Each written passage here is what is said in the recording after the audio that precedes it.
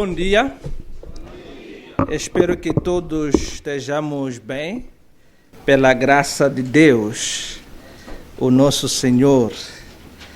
Então, nós vamos abrir o nosso texto base aqui no livro de Cântico dos Cânticos, o Cantares de Salomão. Cantares de Salomão, capítulo 1, vamos ler de versículo 1 a versículo 11. Cântico dos Cânticos de Salomão. Beije-me com os beijos de sua boca, porque o seu amor é melhor do que o vinho, suave é o aroma dos seus perfumes, como perfume derramado é o seu nome. Por isso as donzelas o amam. Leve-me com você, vamos depressa. O rei me introduziu nos seus aposentos. Exultaremos e nos alegraremos por sua causa. Do seu amor nos lembraremos mais do que do vinho. Não é sem razão que o amam. Eu sou morena e bonita, ó filhas de Jerusalém, como as tendas de Quedar, como as cortinas de Salomão. Não olhem para minha pele morena, porque o sol me queimou. Os filhos de minha mãe se indignaram contra mim e me puseram por guarda das vinhas, mas a minha vinha que me pertence não a guardei. Diga-me, ó amado da minha alma, onde você apacenta o seu rebanho, onde o faz repousar ao meio-dia? Diga-me para que eu não ande vagando junto ao rebanho dos seus companheiros. Se você, a mais bela das mulheres, não o sabe, siga as pisadas dos rebanhos e apacente os seus cabritos junto às tendas dos pastores. Comparo você, minha querida, com as éguas das carruagens de Faraó. O seu rosto fica lindo com os seus enfeites, o seu pescoço com os colares. Faremos para você enfeites de ouro com incrustações de prata. Pai, te damos graças por nos oferecer mais um dia da sua graça, o dia chamado hoje. Que o Senhor nos ensine a não endurecer os nossos corações, para que possamos nos salvar, nos livrar da ira vindoura e também inaugurar esta comunhão que o Senhor oferece por intermédio do nosso Senhor Jesus Cristo. Eu oro para que o seu Espírito Santo esteja presente aqui, iluminando a nossa maneira de ler o texto, de entender o texto, de aplicar o texto, de modo que nossa vida seja expressão do amor que o Senhor tem para conosco. Em Jesus nós oramos e agradecemos. Amém. Então, irmãos, aqui temos um texto lindo. Na verdade, quando talvez não dizer desse jeito, mas o título deste livro é Cântico dos Cânticos, porque é um cântico que está acima de todos os cânticos. Vocês sabem que o superlativo no hebraico aparece como repetição daquilo que se quer comparar com o resto. Okay? Quando se diz Rei dos Reis, quando se diz Santo dos Santos, está-se a dizer lugar santíssimo. É uma maneira de dizer que é o mais alto, sublime lugar santo que se possa imaginar quando se diz Santo dos Santos. Aqui também, quando se diz Cântico dos Cânticos, está-se a dizer que dentre todos os cânticos que Salomão escreveu, cerca de 1005 cânticos, obras musicais, dentre todos esses cânticos, este é o cântico mais belo, mais profundo, é o cântico representativo, não é? Mas a pergunta que surgiria em nós, ou de nós, seria: de que maneira este cântico pode ser o cântico maior do que todos os outros cânticos que Salomão escreveu, se este cântico aqui é um cântico quente, não é um cântico espiritual, entre aspas? Vocês viram o versículo 2 como começa? Diz o quê? que um cântico que começa desse jeito, dizendo beije-me com os beijos de sua boca, porque o seu amor é melhor do que o vinho, pode ser o cântico dos cânticos, o cântico maior que está acima de todos os outros cânticos? Como é possível? A única explicação que nós temos, conforme o texto da Bíblia como um todo, é que este cântico está a nos apresentar um amor de um homem e uma mulher que ilustra o amor de Deus para com seu povo, mais especificamente o amor de Cristo Jesus com a sua igreja, que é a sua noiva. Então é uma parábola perfeita do que é mais precioso para Deus, porque afinal de contas, Deus não sabe ser senão no amor que Ele tem com os outros, com seu próprio povo. Okay? Desde que Deus se revela na humanidade, Ele se revela como aquele que ama e quer comungar e andar junto com a humanidade, de tal forma que não há outro jeito tão sublime e belo de ver Deus senão como amor que se dá e que recebe, que congrega, que junta, que une, que caminha junto. E este cântico é essa ilustração bela, romântica, desse amor grandioso de Jesus Cristo.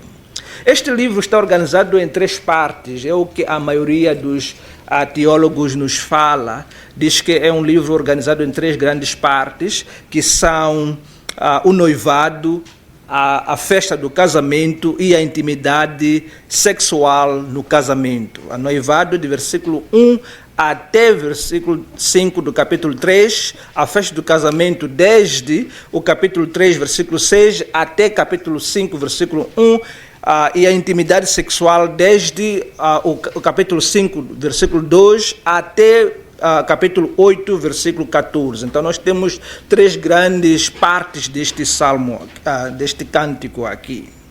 Mas em todos esses, em todo o livro, em todas as partes, o amor neste cântico dos cantos aparece como algo que é feito de 3 coisas, ok? Como eu disse ontem, normalmente o jovem, quando diz eu te amo, está a dizer, em outras palavras, que eu me sinto bem contigo. Ok? E aí a jovem fica derretida e diz, uau, esse gajo me ama, ele só quer ficar comigo. E quando chega a noite, aqueles bônus de Vodacom, Emola, MCL, TMCL, só vão para mim. Ele vai passar 5 horas comigo, falando, ele me ama. Esta é a maneira como a gente pensa ser o amor. Mas o amor neste cântico dos cânticos é mais do que isso. Inclui isso, mas é muito mais do que isso. O amor tem 3 elementos. O primeiro é o desejo. Okay? O desejo de estar com você. O desejo de estar com a sua amada. O segundo ponto é o compromisso. A ideia de que não há uma outra pessoa no mundo que eu tenho maior apreço do que você. E eu quero viver consigo apenas. Este é meu jardim fechado, como diz o próprio texto aqui. Esse é um jardim fechado, só você é que pode realmente usufruir dos frutos deste jardim. E por fim, é autodoação, que é a ideia de que eu me entrego a você, eu me perco em você, porque eu não posso ganhar a vida senão em você. Jesus diz, na sua palavra, na palavra de Deus, Jesus diz assim, que quem quiser conservar a sua vida vai perdê-la. Isso é a verdade em relação a Deus para conosco e também é a verdade entre nós, entre um homem e uma mulher. Porque, na verdade, o relacionamento de uma mulher e um homem tem que espelhar o relacionamento de Deus e também o relacionamento do homem. Então, autodoação é alguma coisa que a gente vê aqui nesse texto. Então, são 3 elementos sobre o amor. E nós, quando estivermos a falar sobre amor nesse texto, temos que levar em conta esses 3 elementos. Eu não quero trabalhar na base desses 3 pontos, mas só quero que vocês percebam o que estamos a chamar de amor neste texto ou na nossa palestra. Olha, quero fazer uns 2, 3 comentários, depois começo a trabalhar os 3 pontos da nossa mensagem. Okay? O primeiro comentário é que nós não vamos ler e trabalhar todo o texto de versículo 1 até lá no capítulo 8, o último versículo, mas nós vamos trabalhar apenas de versículo 1 até versículo 11, especialmente versículo 1 a 4 e de 5 até 11. Este é o nosso quartel-general.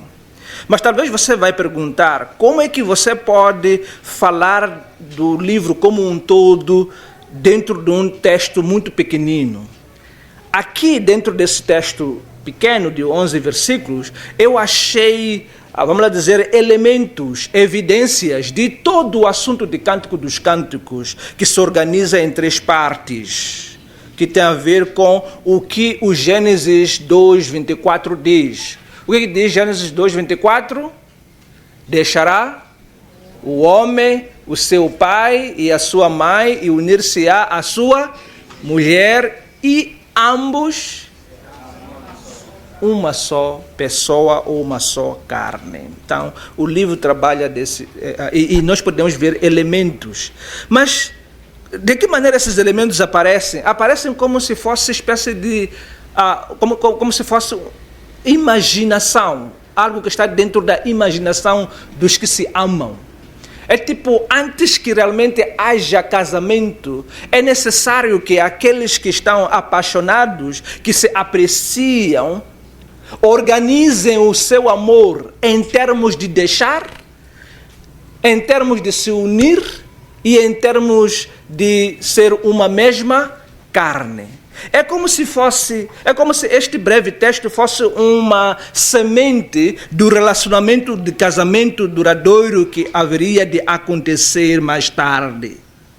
Okay? Então, temos aqui uma espécie de planta de arquitetura, planta daquela casa, daquele prédio chamado casamento, dentro desse breve texto.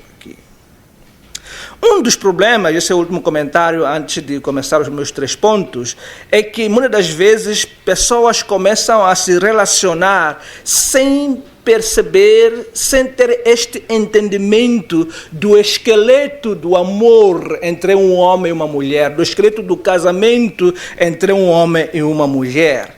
E isso faz com que haja decepções, haja frustrações, haja infelicidades, haja tanta coisa esquisita. Vocês já têm visto filmes, muitas das vezes, pessoas se encontram no bar ou na rua e acham que estão se amando, vão à cama e daí um deles está muito ligado mesmo e diz que eu quero viver consigo para sempre. Depois a outra parte diz, o quê? Você não pode confundir as coisas. Eu disse, não, mas eu estou a pensar que nós vamos ficar juntos. Já se envolveram, mas não houve realmente, antes de envolvimento, dentro de um casamento, uma expressão do amor que tem 3 elementos fundamentais: imaginados, desejados e também expresso de uma maneira romântica. Então, o amor, do ponto de vista da Bíblia, deve ser expresso de uma forma romântica, mas o romantismo não pode expressar ilusão, não pode expressar uma coisa que não é real. O romantismo tem que expressar a realidade mesmo. E dentro desse texto nós percebemos que o amor, afinal de contas, tem que andar num certo caminho. O amor não pode andar no mato. Há um caminho em que o amor anda. O amor não pode ser bebido senão através de um certo copo específico. Não é um amor que não se percebe onde começa, onde termina, como um mar, e você começa a lamber. Não. O amor não é isso. O amor se faz transportar de forma organizada. E eu quero colocar aqui de que maneira o amor, afinal de contas, deve ser expresso. Quais são esses elementos que têm que caracterizar um relacionamento de amor. O amor é como aquele sangue que anda nas veias, que não circula de qualquer maneira, mas tem um sistema no qual circula. Estamos juntos, irmãos? Estou a fazer uma longa introdução para ver se a gente percebe um pouco o espírito do texto de Cantares, e daí vamos avançar agora a partir do primeiro ponto da minha mensagem. Então, eu espero que os irmãos estejam a perceber, porque o mundo de hoje e a nossa cultura, a nossa cultura nos faz perceber ou pensar que o amor é uma coisa espontânea, uma coisa que só esvoaça pelo ar, que não anda dentro de estrada organizada. Então, ponto número 1, irmãos, é ardendo de desejo para poder deixar. Eu estou a colocar a palavra ardendo de desejo de propósito, só para dramatizar o que o texto está a tentar nos transmitir aqui. Não, tentar não. O texto está a nos transmitir aqui. Nós estamos a ver tanto o noivo como a noiva, o namorado como a namorada, ardendo de desejo pelo outro. É o que estamos a ver aqui.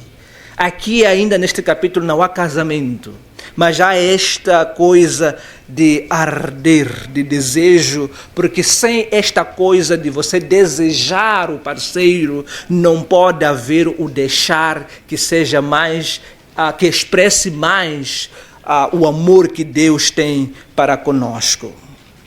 Ok? Estamos juntos? Parece que não. Então o versículo 2 diz: beije-me com os beijos, porque o seu amor é maior do que o vinho. Só estou a resumir. Deixa-me só dar um pequeno comentário para entendermos melhor a maneira como estou a organizar o pensamento.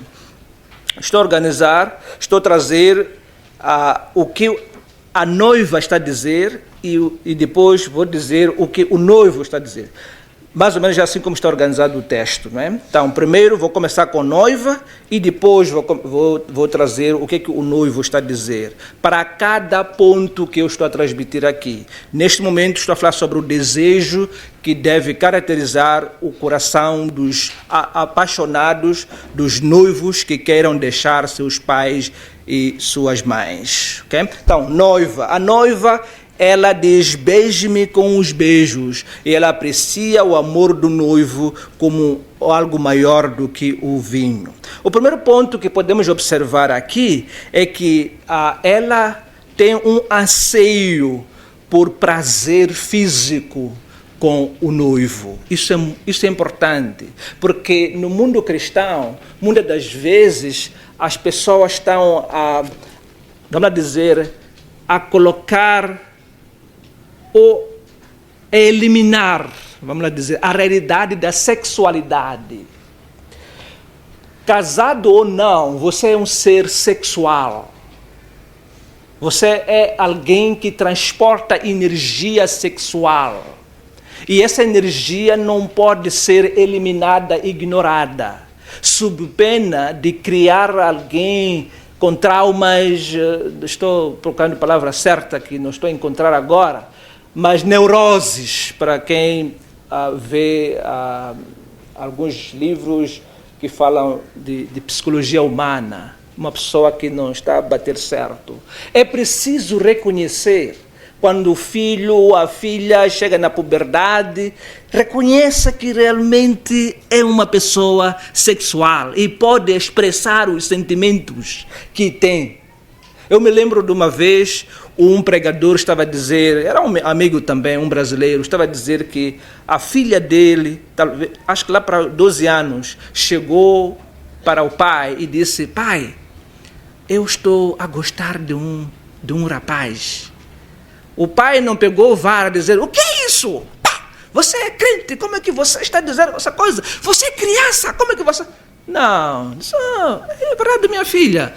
Sim, sentou, conversou, isso é normal, não sei, obrigado por me contar, continua a me contar. Então, minha filha, faz assim, assim, assim, assim, e por aí em diante.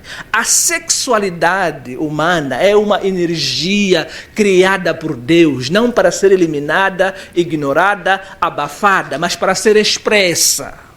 Só que Deus desenha a maneira em que tem que ser expressa. Neste momento aqui, ela está a expressar, não está com o noivo diante dela, mas ela está simplesmente.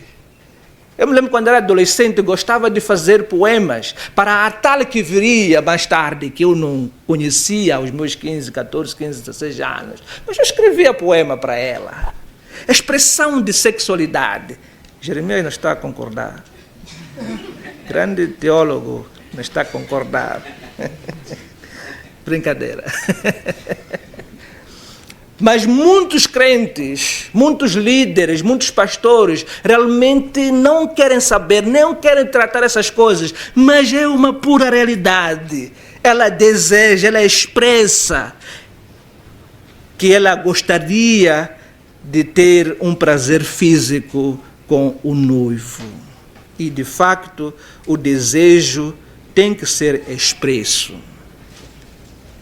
A outra coisa que eu admiro nela é que ela percebe as limitações e as qualidades dela antes que deixe os seus próprios pais, que nos ensina o segundo ponto aqui. Primeiro ponto, meninas, você pode expressar o desejo que você tem dentro do espírito da Bíblia.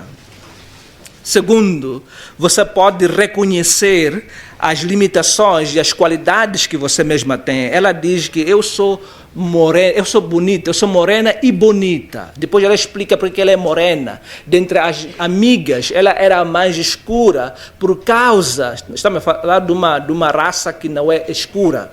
Então, por causa dela estar a trabalhar no campo, os irmãos estavam a castigar ela, a escravizar ela, estavam a oprimir ela, deixar ela de guarda do rebanho. Acho que ela tinha rebanho dela, os irmãos também tinham rebanho, só que os irmãos entregavam todo o rebanho para ela. E ela então ficava sob o sol, sofrendo com o rebanho, e ficou escura. Então ela percebeu que isso é uma limitação de alguma forma. Mas ao mesmo tempo ela sabia que eu sou bonita, apesar de eu ter essas limitações que eu estou a comunicar aqui, amiguinhas. A outra coisa interessante é que é necessário preparar-se na escola da vida antes que você deixe os pais. Veja, aqui ela diz, beije-me, porque o seu amor é maior do que o vinho. Ela tem esse desejo do prazer físico, mas ela não fica distraída ao ponto de abandonar o rebanho dela e abandonar o rebanho dos irmãos. Ela mesma continua cuidando do rebanho, preparando-se. As circunstâncias pelas quais nós passamos são a nossa escola de vida. Eu poderia desejar ter nascido na Inglaterra como James. Eu poderia ter desejado nascer no Brasil, nascer nos Estados Unidos, ou nascer numa família rica, mas não aconteceu. O facto é que a realidade na qual Deus me integrou, me inseriu, é a minha escola de vida. E quando chega o momento de expressão de sexualidade minha, eu não preciso ficar baralhado. Prepare-se na escola de vida, porque isso faz muita diferença. É por isso que mais tarde você vai ver que o próprio jovem aprecia o caráter dela desenvolvido neste processo de trabalho árduo no qual ela passou a vida inteira. Então eu vejo jovens, meninas, quando chega um rapaz e diz, eu te amo, vamos sair juntos. Então eu tenho que correr aqui. Então a menina deixa de estudar. Já viste isso acontecer? Deixa de estudar, já não respeita pai e mãe, já não quer lavar a louça, simplesmente só quer ficar ao telefone ou quer andar. Olha, a sexualidade é uma realidade, mas ela não vem só ela. Ela está em você, e você é um conjunto de experiências, sem dúvida, conjunto de hábitos, e continue nisso até que chegue o tempo certo. A outra coisa que talvez podemos ver, talvez vou pular aqui para entrar nos noivos. O noivo, antes de deixar os seus pais e seu pai e sua mãe, ele tem que aprender a apreciar a beleza da mulher. Esta é uma coisa que Ibrahim falou ontem, o pastor Ibrahim falou ontem aqui. Vou corrigir para ninguém achar que estou a insultar ele. É meu amigo, então posso chamar de Ibrahim. Então, ele havia dito que os homens se orientam na base da visão. O homem só vê e já está. A antena já está acionada, só de ver. E o homem realmente precisa desenvolver esta habilidade que já é natural, como homem, como macho, mas é uma coisa que tem que desenvolver, a capacidade de apreciar a beleza da mulher. Não precisa ser tão romântico, tão poeta, mas só precisa ser atento para dizer: oh, querida, estás bela, és bela, isto aqui ficou-te bem, e por aí em diante. Okay? Eu me lembro de um pastor, não sei se era pastor, mas era um dos líderes de uma igreja em Maputo. Ele teve a coragem de dizer à igreja, okay, no púlpito, que eu, na verdade, não queria casar esta mulher aqui. Não era a mulher que eu sonhei e que eu gostei. Eu casei porque Deus me disse para casar a ela. É coisa nojenta isso. Não acham? As pessoas usam Deus para qualquer coisa. É muito interessante. Deus pode ter me dito para eu casar com minha esposa, mas se ele me disse é porque ele vai desenvolver a vontade também, o querer. Agora, você no meio da congregação está a dizer que não vejo nada nela. É uma pedra que Deus me entregou. Esse noivo aqui está a dizer que tu és a mais bela das mulheres. Ela sabia que era bonita, mas também sabia que ela tinha a desvantagem de ser morena, como as tendas de Kedar, ou seja, como aquelas tendas feitas com pelos de cabritos nômades, cabras nômades, pretas. Mas esse senhor aqui, este noivo, disse a ela: tu és a mais bela das mulheres. Então é preciso sentir-se atraído. Nós quando temos feito, quando fazemos os seminários chamados Curta o Teu Casamento, costumamos perguntar: o que atraiu você? O que fez você realmente dizer: uau, que mulher, ou que homem? Aí depois as mulheres às vezes dizem: a voz, outras a altura. Acontece essas coisas, né? Depois, os homens também, eu vi o olhar, eu costumo falar disso, minha esposa está ali, que o olhar dela me enrolou. Ei, o olhar daquela menina me enrolou mesmo. Eu não consegui me libertar. Então é preciso ser sensível, não ser pedra, e você notar realmente alguma coisa concreta que chama a atenção, ok? O corpinho dela, a bundinha dela, o cabelo, alguma coisa que você pode dizer: uau! Não acham que isso é importante, irmãos? É a Bíblia, é.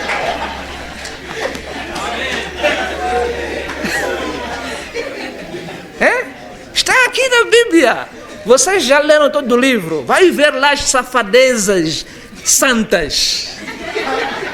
As safadezas santas estão aqui. Então, é preciso desenvolver esta habilidade de descrever a beleza da sua futura esposa, do seu futuro marido, no caso. A outra coisa, o noivo sabia, ele desenvolveu a habilidade de orientar a sua noiva para lhe encontrar. Você vai ver lá, diz, se não sabes, porque ela diz, como é que eu posso achar o caminho até você? Como posso encontrar você? Em outras palavras, como é que eu posso atingir o objeto do meu prazer, da minha felicidade? Como é que eu posso estar realizada como mulher? Essa é a pergunta desta sulamita. Sabe o que o homem diz? Se, isso está em que versículo? Vocês que são rápidos para ver estas coisas. Versículo 8. Se você, a mais bela das mulheres, não o sabe, okay? Siga as pisadas. Então, ele tem uma maneira mais humana, mais leve de orientar a sua dama para encontrar a ele mesmo. Enquanto muitas das vezes o nosso caráter de macho é bruto, não é trabalhado. O homem realmente nasce com esse bicho para dominar, para dirigir, enfim, para seguir, alinhar ou para liderar e por em diante. Mas esse bicho tem que ser domesticado. Eu não posso ser bruto só porque sou homem. Ei, coloca a cadeira aí. Não, uma maneira bem simples. Humana, não deve estar leve isso. Se você não sabe, querida, a mais bela dentre as mulheres, está a perceber? Siga o caminho assim, assim, assim.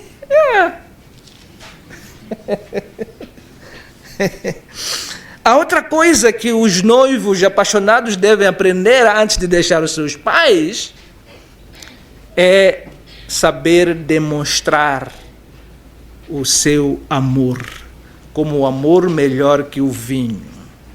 Saber derramar-se pelos beijos que ela precisa. Aprender de livros, de experiências, olhando como os homens idôneos estão a amar as suas esposas, como amam. Olhe, seja sensível, aprenda com essas coisas, desenvolva.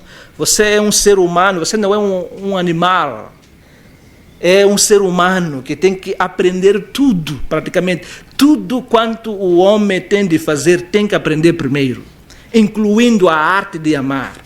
Então, trabalhe um pouco sobre isso como homem, para que você possa realmente satisfazer o desejo que a mulher tem do prazer físico e do amor. Estamos juntos? Aqui na biblioteca tem 2 livros que eu posso recomendar. O primeiro é para namorados, o segundo é para casados. O Amor e Casamento, acho que é assim o título, de um tal Bruce. É um bom livro para jovens que queiram namorar, dentro de princípios cristãos. Expressar sua sexualidade, preparar-se, tratar esses assuntos. Não espere quando você casar, trate esses assuntos na sua mente, no seu coração. Trabalhe isso. Estamos juntos, irmãos? Ok. O fundamento destas coisas que eu acabo de dizer na base de Cântico dos Cânticos se encontra em Deus. Jesus Cristo, Ele nos desejou, como falou o irmão Jeremias, Deus nos amou de tal maneira que deu seu próprio Filho, Jesus Cristo. E Paulo diz que antes da fundação do mundo, Ele nos amou, Ele se afeiçoou com amor eterno, como diz Jeremias 31:3. É uma coisa que Deus teve dentro de si. E aí temos um Jesus que ele vem aqui na terra, deixando os privilégios quando chegou o tempo. Mas antes que chegasse a plenitude dos tempos, houve a preparação do momento certo, quando ele deixou e quando ele foi crucificado por nós. Então, há preparação. A segunda parte da mensagem, que tem a ver com o unir-se, ou a preparação que você tem que ter antes que se una com seu noivo ou com a sua noiva. O que eu vou falar agora tem a ver com a observação das qualidades do outro antes que chegue o tempo de se unir. A noiva diz no versículo 3 que o perfume dele, quis dizer, versículo 3, diz, suave é o aroma dos seus perfumes, como perfume derramado é o seu nome, por isso as donzelas o amam. Veja, antes que chegue aquele dia em que você vai fazer o seu juramento, dar os seus votos, celebrar o casamento, é necessário que você observe muito bem as qualidades. Então, da mesma forma, o cheiro pode despertar sentimentos. Também o nome do seu noivo, quando é expresso, desperta em você alguma coisa de admiração e por aí em diante. Então, foque no caráter. O nome na Bíblia tem a ver com o caráter, com a fama, com o respeito. Então, veja se o nome dele é realmente aceitável e refrescante.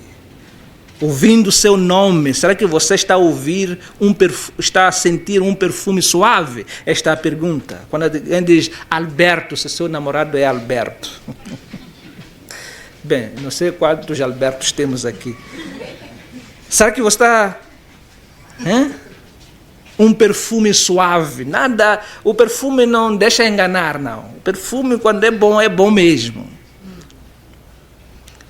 Então, com essa passagem, podemos observar que não é só a aparência, o dinheiro, né, que conta, mas o tipo de pessoa, o caráter. Nós estamos numa geração em que o dinheiro ficou tudo, é tudo para muitas pessoas. Então, a mãe aconselha a filha, diz, filha, para você não sofrer, não fale, tem que apanhar um gajo que tem taco. Não é verdade? O que conta em primeiro lugar, dinheiro vem e vai. O que conta em primeiro lugar é caráter. O tipo da pessoa que parece um perfume suave. Tá a perceber? A minha dama, bem, eu não sei se sou um bom marido, mas vamos supor que... A minha dama, quando me olhou e me enrolou naquela época, eu era tão magrinho, muito magrinho. Não estou a dizer que os magrinhos não prestam. Senão, alguns irmãos vão dizer que o Bira estava a dizer que magrinhos não prestam. Mas muito magrinho.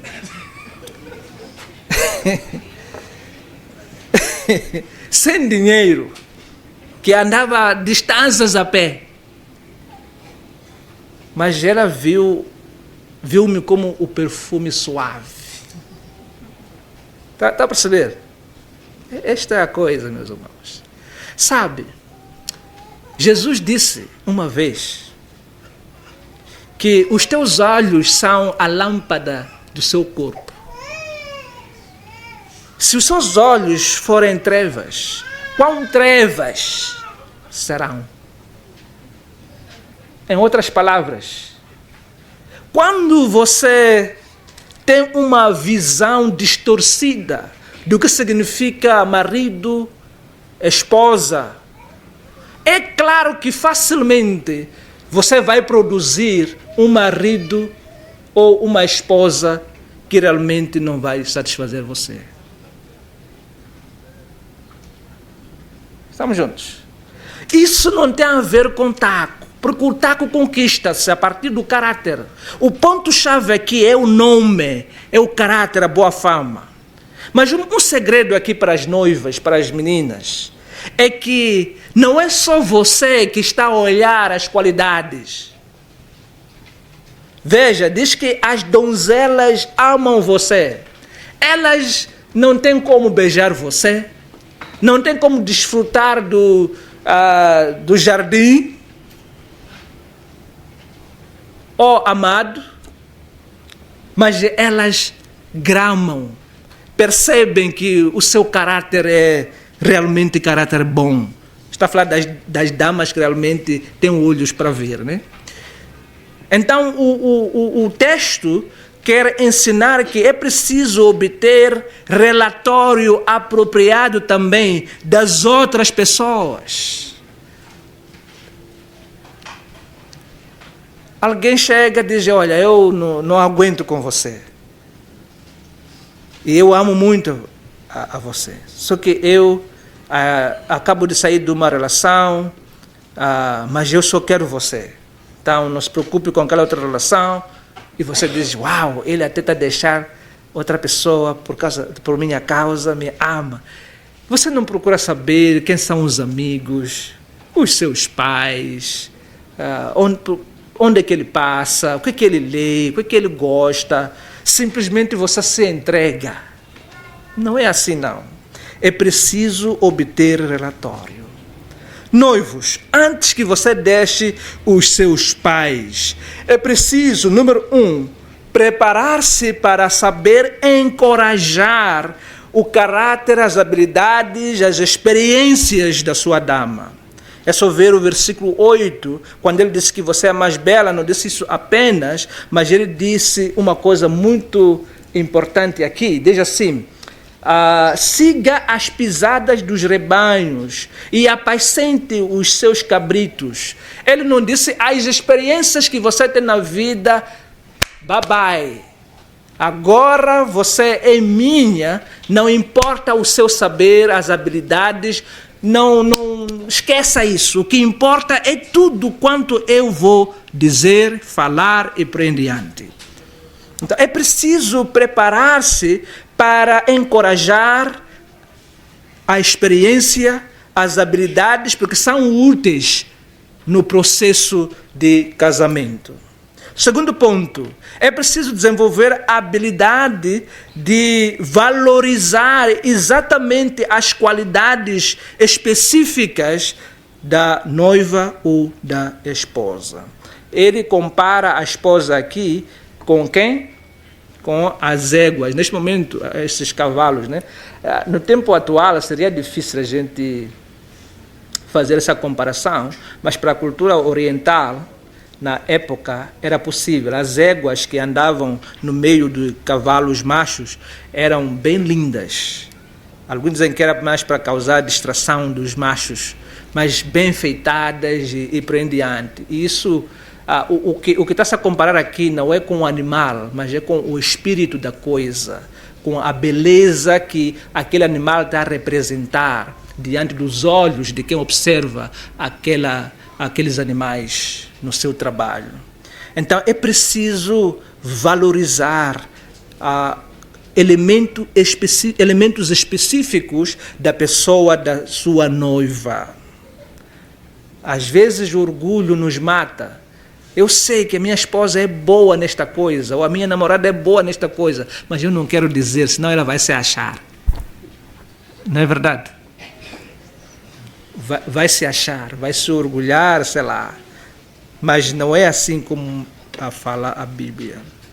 Então nós temos aqui uma coisa tão linda em Cristo Jesus. Cristo Jesus é o fundamento deste amor que sabe apreciar as qualidades de outro.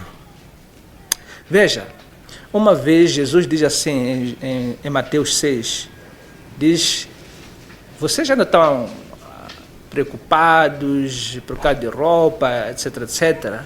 Vocês têm que observar os lírios do campo e blá, blá, blá. Depois diz assim, vocês têm mais valor do que os lírios, os animais, o capim que Deus está cuidando, os passarinhos. Vocês têm mais valor. Deus aprecia a obra da sua arte, que somos nós. É claro que Ele também fica com nojo do nosso pecado, que se expressa pela falta de consciência de quanto valor Ele está nos dando. Porque a gente começa a procurar valor fora de Deus que nos dá valor. E assim a gente peca. E Ele fica com nojo. Mas esse nojo vem de facto da realidade de que Ele mesmo ama a obra da sua arte, que somos nós. E Ele ama tanto que foi crucificado por causa de nós mesmos. Ele se entregou para se unir. De tal forma que Ele não sabe ser senão em nós. Ele se identifica conosco. Jesus é como se não existisse a partir do momento que Ele se entregou por nós, senão conosco. Ele se acha em nós. E da mesma forma Ele quer que a gente se ache nele mesmo. Esta realidade do amor tão grande que se encontra entre Cristo e Igreja tem que ser expresso por um homem e uma mulher. E os noivos, antes que se unam, antes que se declarem, precisam aprender a apreciar, a valorizar, a saber realmente o que oferecem e o que vão ganhar dentro de um certo relacionamento. O último ponto: buscando entregar-se para tornar-se uma só carne. O versículo 4 diz: leve-me, agora está falando da noiva, fala de noiva e noivo. Leve-me com você nos seus aposentos. Estou a compactar o versículo. Então a noiva sabe que a ideia não é simplesmente beijar a ele. Sabe também que a ideia não é simplesmente ir em direção a ele, encontrar ele.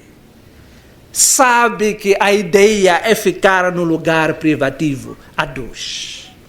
Então aqui você está acompanhando os 3 elementos do casamento que estão ocorrendo dentro da imaginação, dentro de expressão da sexualidade, dentro do desejo, dentro do coração de pessoas que ainda não se uniram. Mas essa coisa está lá como uma semente que amanhã vai brotar como uma árvore. Ela sabe que tem que chegar aquele dia realmente. Algumas igrejas espirituais, queria dizer, muito espirituais, entre aspas, costumam menosprezar este lado de ser uma só carne e a desfrutar da sexualidade, da intimidade sexual. De tal forma que até algumas ensinam que é preciso orar antes de fazer sexo. Não sei para Deus fazer o quê. Então, o sexo aparece como um mal necessário, e quando chega aquele dia, às vezes é uma confusão para o casal, né? Porque não houve um preparo. Antes que as coisas virem realidade, as coisas têm que circular dentro do coração, têm que serem imaginadas e trabalhadas de acordo com os princípios bíblicos, com os limites da Bíblia. Então ela diz: leve-me com você nos seus aposentos. Então prepare-se, ó menina, para acompanhar o marido ou para viver uma vida com o marido, só com ele. O outro elemento que já tem a ver com o noivo é O noivo diz assim: o seu rosto fica lindo com enfeites. Faremos para você enfeites de ouro. Lá na dama, nós estamos a ver que a dama está se preparando para se deixar levar pelo noivo. Ela não é uma empoderada que diz que eu quero viver uma vida independente. Uma vida em que eu é que estou a mandar, estou feliz sozinho, não quero me ligar a nenhum homem. É uma mulher feminina que realmente sabe que há prazer e felicidade em se deixar levar. Ok? E que há prazer em realmente reconhecer que o homem tem capacidade de organizar o espaço onde eu tenho que viver. Aqui no noivo, estamos a ver uma das características que ele tem que desenvolver, é saber expressar-se de uma maneira que a mulher gostaria de receber o amor. Eu vou repetir isso de uma outra maneira. Ele está a aprender como expressar o amor de uma maneira que a mulher queira. Nós já falamos sobre a capacidade de expressar. Aqui estamos a ampliar isso para dizer que nem sempre a mulher quer ser amada do jeito como você ama ela. Estão a perceber o meu ponto? Nós comemoramos 14 anos de casado nesta semana. Minha esposa, né, está aqui. E perguntei a ela, neste ano aqui, como é que você gostaria de ser amada? Vocês querem ver a resposta? É segredo.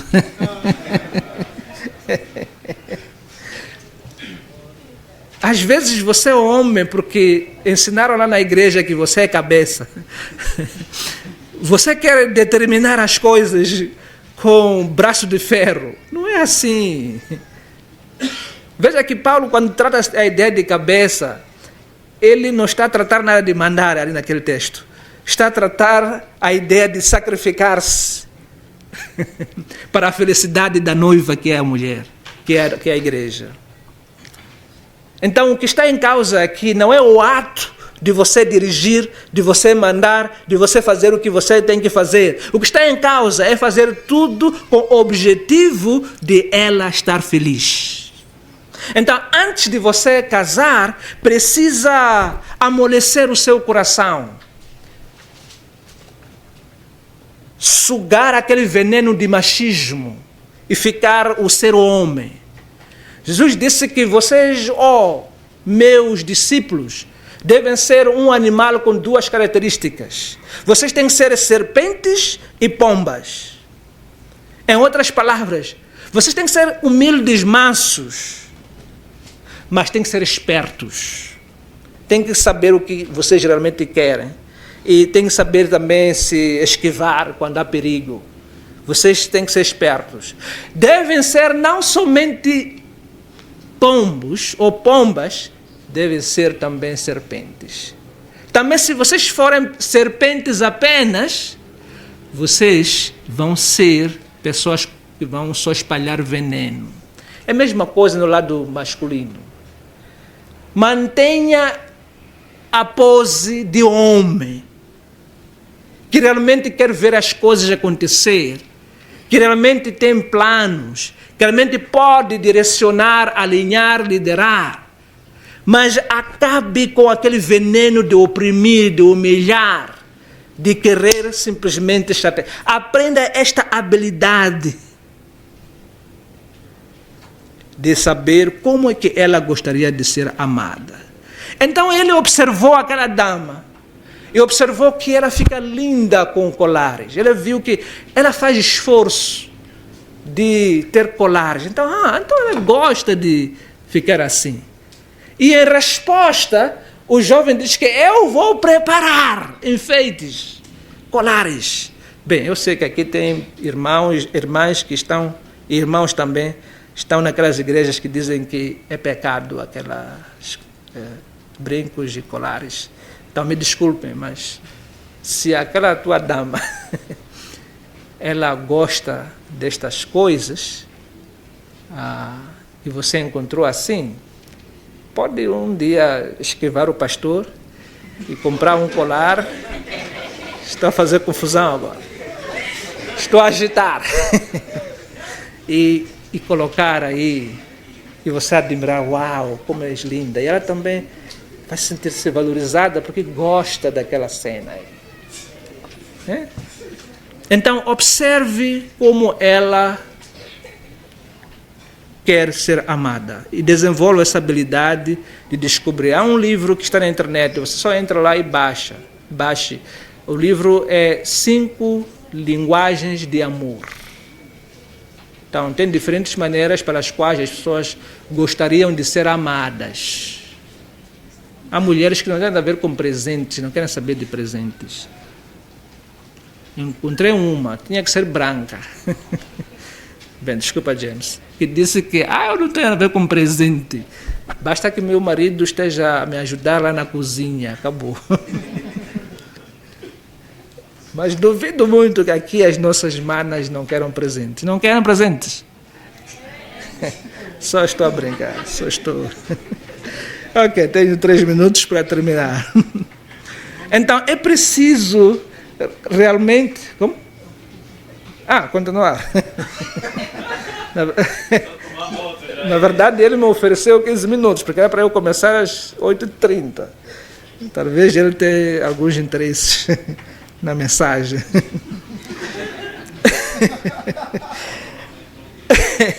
Então, é preciso realmente desenvolver esta habilidade de amar a pessoa do jeito como ela gostaria de ser amada.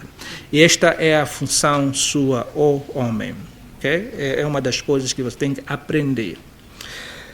Você precisa aprender também a oferecer, eu aqui simplifiquei, 3 T's.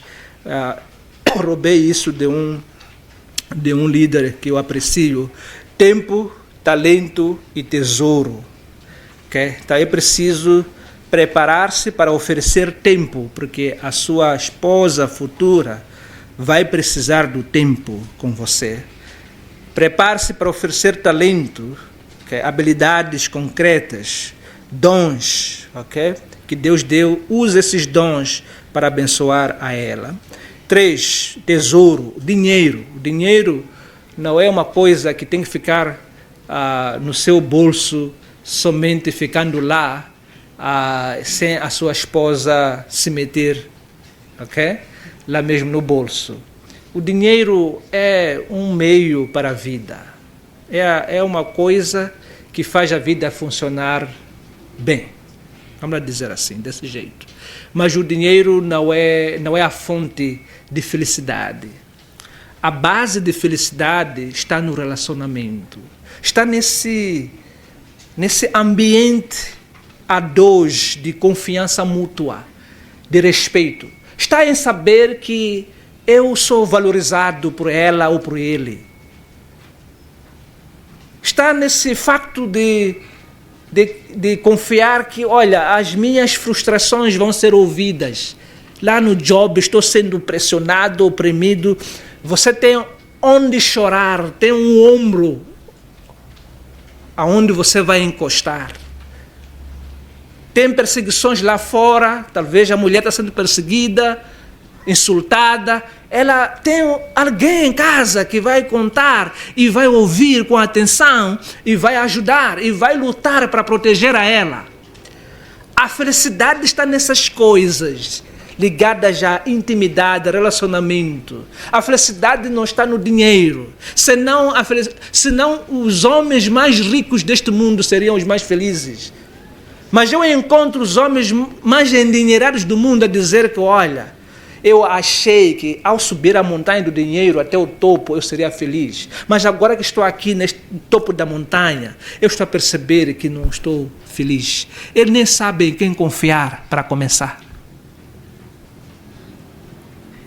Está dormindo mal porque não sabe se o dinheiro dele vai ser roubado ou, sei lá, ele tem que andar com segurança toda hora, até na casa de banho. Patrão, já terminou? Algum problema, patrão?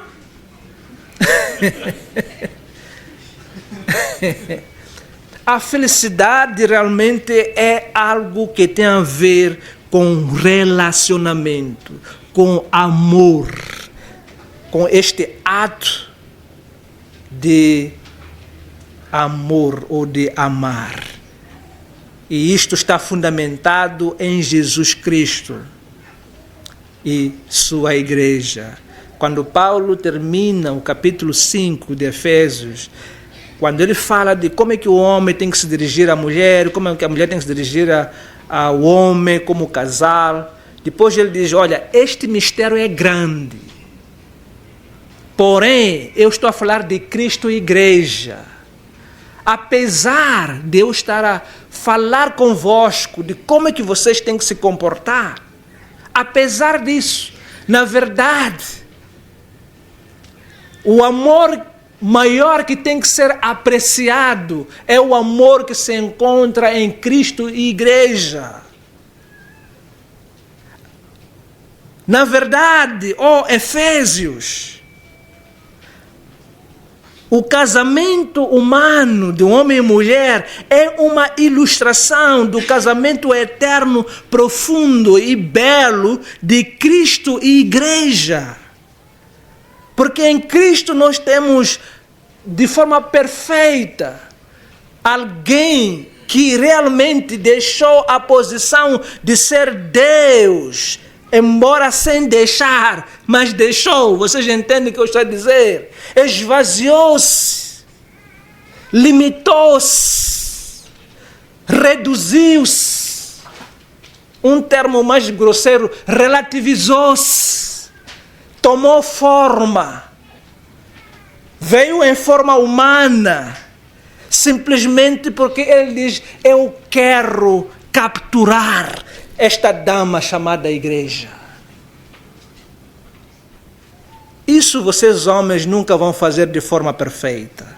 Vocês só vão ilustrar isso. Com limitações. Mas não tem outro jeito de ser marido senão imitando isso. Da mesma forma, a igreja, sabendo que é uma dama desamparada, que era desamparada, sem saber onde que acharia felicidade, proteção, cuidado, preservação. Ela não sabia, estava desamparada, estava suja.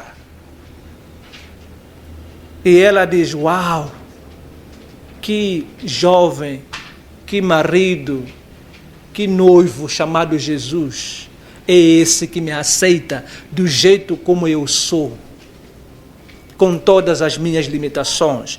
Eu vou abraçar a Ele, vou me sujeitar a Ele, vou servir a Ele. E aí surge uma só pessoa, em que Cristo é a cabeça e a noiva, a igreja, é o corpo. Uma só pessoa. Uma pessoa na qual a cabeça não sabe ser cabeça, senão no corpo. Uma pessoa na qual o corpo não sabe ser corpo, senão na cabeça. Jesus não tem como ser apanhado em lado nenhum como Jesus, o noivo, senão em relação à igreja, porque ele se tornou o Cristo da igreja. O modo em que Jesus se identifica na plenitude dos tempos, de forma histórica, é o ser marido da igreja.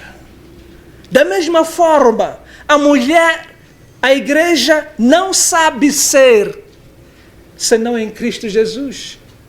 Não se deixa encontrar em lado nenhum senão em Jesus.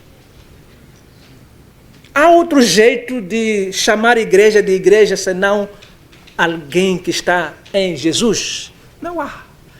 E Paulo está a dizer que é isso que tem que acontecer numa relação de casamento.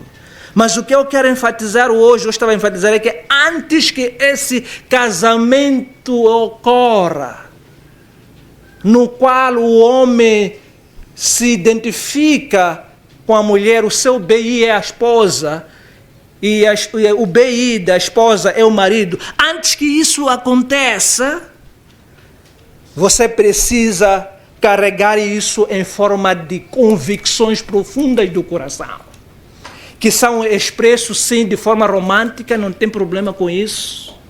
Você pode, de facto, imaginar, e você pode fazer poema, pode escrever, você pode conversar com seu pai, com sua mãe, com seu amigo, sobre estas coisas que você está a sentir, mas tem que saber que tudo quanto você carrega dentro de você, sob forma de convicções, desejos, por aí em diante, deve ser organizado em 3 gavetas. Eu vou deixar toda a autoridade, as redes vão perder a prioridade. A minha prioridade, quando chegar a hora, será aquele gajo, aquela gaja. Primeiro ponto. Segundo, o meu compromisso, a coisa mais preciosa da minha vida, aquela coisa que eu não posso falhar. Posso falhar em todo outro lado do mundo, em todas as outras coisas do mundo, mas o meu compromisso-chave será o relacionamento, a aliança que eu vou ter com aquele homem, com aquela mulher. Antes de casar, você pode dizer que sou o jardim fechado, não sou um muro, ou não sou uma janela, não sou uma porta, sou um muro, de facto, mas não sou porta em que todo mundo vai entrando. Eu sou muro, eu sou jardim fechado. Vou me guardar. Sendo homem que realmente não tem como provar sem operação, procedimento médico, é claro. Não posso provar diante da minha esposa que eu me guardei, mas eu vou me guardar. Falhei muito antes, mas a partir de já eu vou me comprometer com Jesus Cristo, eu vou recomeçar de zero, porque Jesus oferece a sua própria graça. Eu vou orientar, organizar o que eu sinto, a minha sexualidade da maneira certa, como Deus manda na sua palavra. Obedecendo 3 gavetas ou passos. O deixar. Não estão aqui. O deixar, unir e ser uma só carne. Eu vou obedecer esses 3 passos. Amém, irmãos? Obrigado por me aturar. Obrigado pelos minutos que me ofereceu. Eu vou parar aqui.